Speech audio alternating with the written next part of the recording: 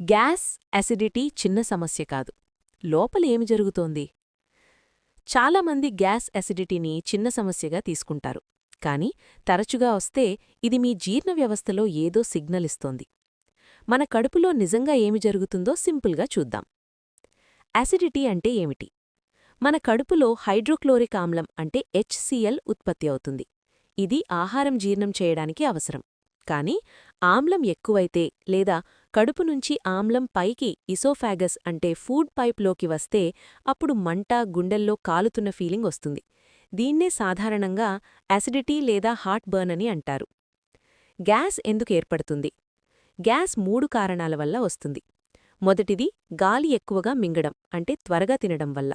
రెండవది జీర్ణం కష్టమైన ఆహారం. మూడవది పేగుల్లో బ్యాక్టీరియా ఆహారాన్ని ఫర్మెంట్ చేయడం. కొన్ని సందర్భాల్లో ఇది గ్యాస్ట్రోఇసోఫేగల్ రిఫ్లెక్స్ డిసీజ్ లక్షణం కావచ్చు. లోపల నిజంగా ఏమి జరుగుతోంది?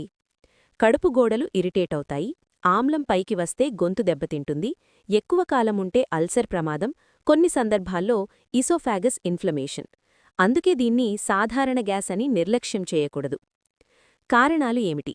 ఎక్కువ masala, fried food, biryani, fast food తరచుగా, టీ, కాఫీ అధికంగా, రాత్రి ఆలస్యంగా భోజనం, స్ట్రెస్, భోజనం చేసిన వెంటనే పడుకోవడం.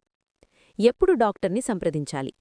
వారానికి 2-3 సార్లు మంట, మింగడం కష్టంగా అనిపించడం, బరువు అకస్మాత్తుగా తగ్గడం, తరచుగా వాంతులు ఇవుంటే చెక్ చేయించుకోవాలి.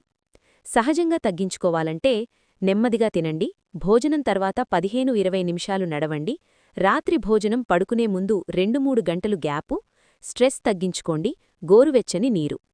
ముగింపు: గ్యాస్, అసిడిటీ శరీరమిచ్చే చిన్న హెచ్చరికలు.